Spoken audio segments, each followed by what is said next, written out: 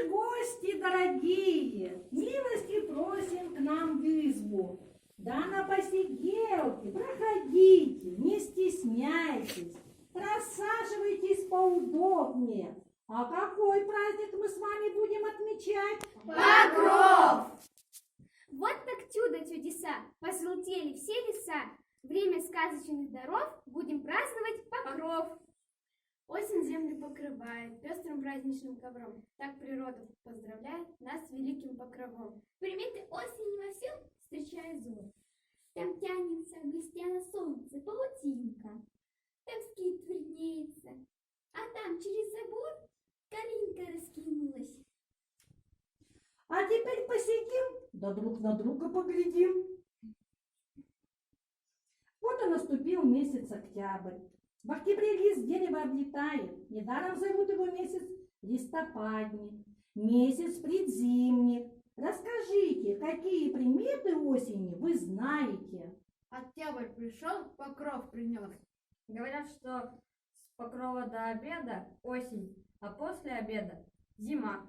Как на день покрова ткали множество ковров, первый травяной,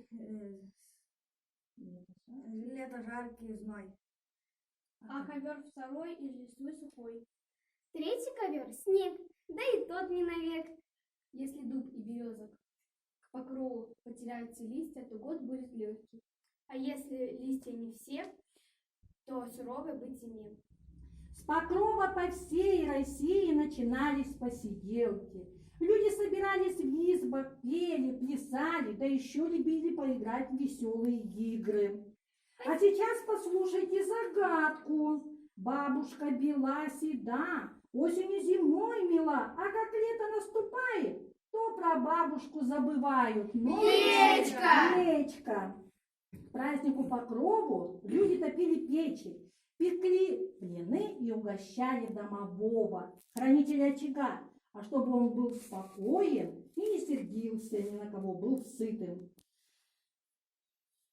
И 4. Низенько светелки, огонек горит, молодая пряха у окна сидит.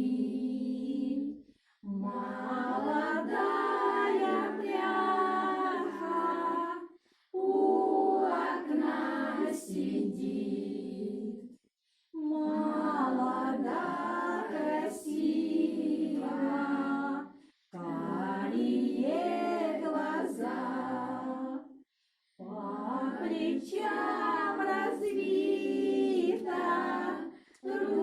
русая коса, по плечам развита русая коса.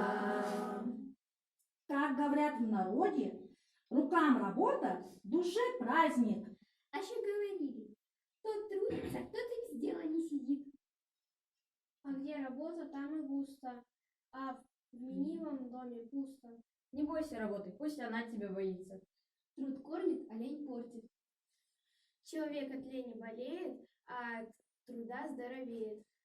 Вот и посидели на покров, вспомнили, как наши предки традиции соблюдали. А мы, хозяйке, спасибо скажем за ее гостеприимство. Пора и честь знать. Спасибо, что в гости пришли, да порадовали меня своей песней. Добрый путь вам! Всего вам доброго! До свидания!